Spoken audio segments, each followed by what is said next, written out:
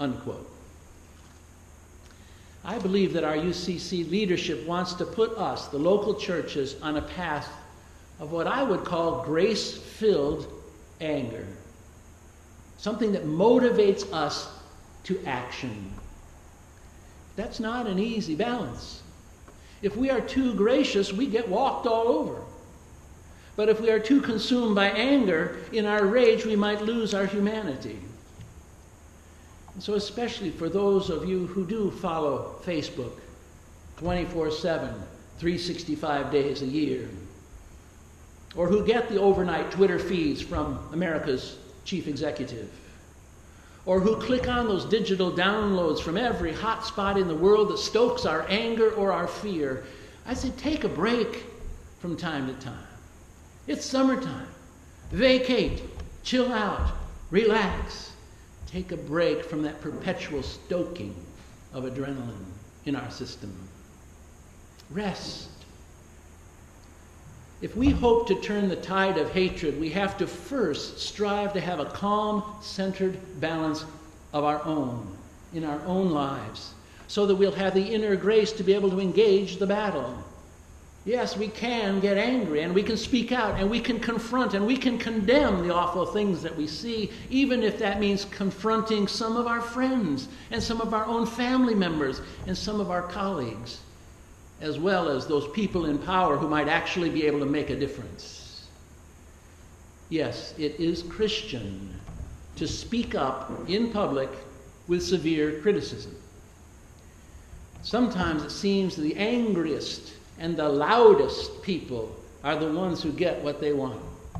Whether it's at a school board meeting or a city council or in a national election, and the quieter, more thoughtful, more humble people are simply easily ignored. Or worse, things happen to them. That's what's happening with some of the groups who have smaller voices in our society too. Blacks and other people of color, immigrants and refugees, lesbian, gay, bisexual, transgender, queer individuals, people with disabilities, others from marginalized communities such as the Muslims and the Native Americans. See, setting our white privilege aside in the face of injustice means we must be graciously angry for one another, because we are in fact in it together. We are in fact beside one another, all of us, all the time. So as regards my question, where did God's rainbow go? I guess one answer is it's still there. It's glistening in its ephemeral light quietly above the storm. Last weekend in Charlottesville, St. Paul's Church, the non-violent, anti-racism, peace with justice preachers who gathered from all across America, including Reverend Blackman from our Cleveland UCC national office, they were ignored by the media. So apparently there's no news value to what they were doing peacefully, thoughtfully, graciously. They may have represented God's rainbow, but nobody was looking their way. Nobody was listening. Out on the street, things were noisy. It was violent. There was fist fighting. There were police in riot gear. There was a car used as a weapon. Dramatic news footage, bold headlines, and teasers advertising the nightly news. Stay through the next several commercials because we've got some bad news to share with you. Tune in at 10. Even when we are righteously angry, we have to have grace. Too often, activists attack one another like those committed anti-fascists on the left were doing to the alt-right white nationalists. They were using competing social principles to argue their side of the dispute. And when it comes down to a shouting match, one slogan yelled louder than the next, or a wrestling match, it's hard to see any difference between the sides. Even our president got confused by both sides in that street fight. And he said there's violence on many sides. And he's been eating those words ever since. See, once people have labeled automatically, whether by race or by gender or by political opinion, they've labeled someone, then they can be ostracized by the peddlers of hate and violence. See, whenever we are divided, they win. I am certain that we, more balanced, non-hating, grace-focused, ordinary Americans outnumber the haters by a wide margin. And yet they, the violent, the arrogant, the narrow-minded, seem to keep advancing. Some people think that in churches like ours, maybe the balance has been tilted too much toward grace, and that we need to shift it back towards some more righteous anger to motivate us to get up and get out.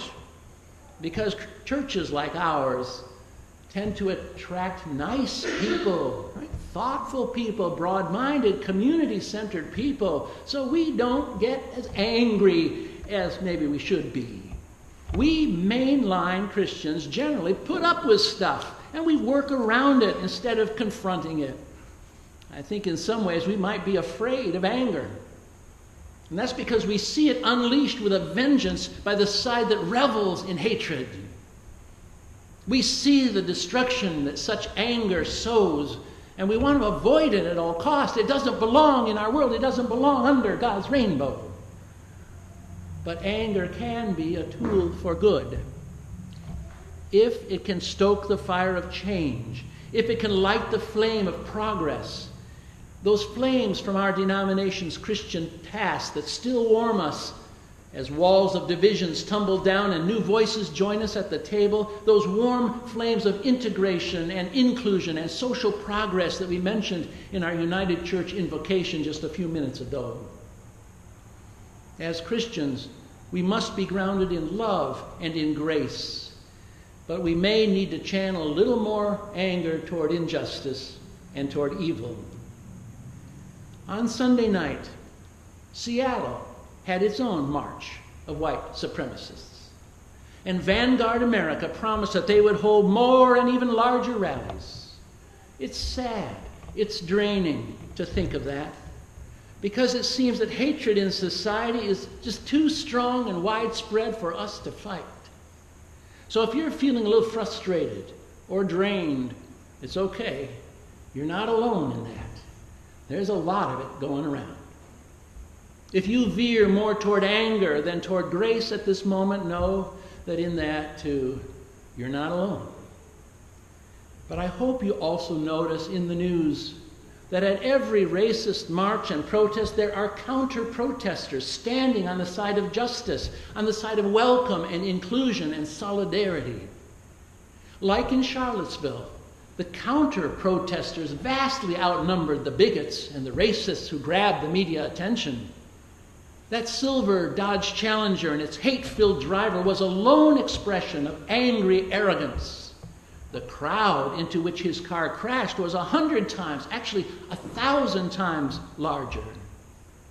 For every hateful person trying to tear down our community, there are at least 5 or 6 good people at work trying to build it up. I haven't seen the official count of the number of protesters at the rallies, but one white supremacist group bragged about having 1,400 attendees. Other estimates put the amount of people on the streets on all sides at about 6,000. And if that's correct, my math says the ratio then is 4-1. The anti-racist crowd over the white nationalists. But even if there were 6,000, the Women's March in Washington, D.C. last January, it had 485,000 people in peaceful demonstrations of solidarity. Now, granted, there may be some sympathizers within the White House or in the government to whom white nationalism doesn't seem to be narrow and hate-filled. The anti-Islam Arab travel ban, for example, the new immigration restrictions seem to be cut from the same cloth. But even with high-level support like that, there's far more of us. Before you lose hope, think of all the other good people out there just like us who are making every single day working to make the world better. Our church, you and I, are assisting many groups that are lifting up families and building communities. Just yesterday, we had a couple of dozen people here talking about human trafficking and how we can get a handle on that and make a difference. Just last Sunday, you donated $1,400 to Heifer International.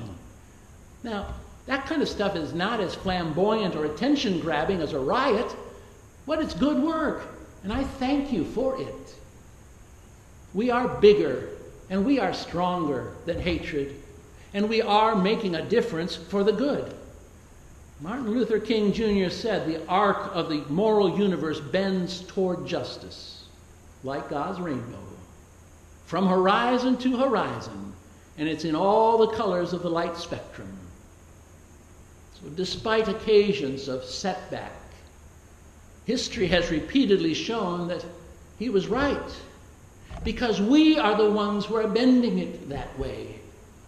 And I say keep up the good work, even in the face of the bad news. Keep the faith. And God bless you all.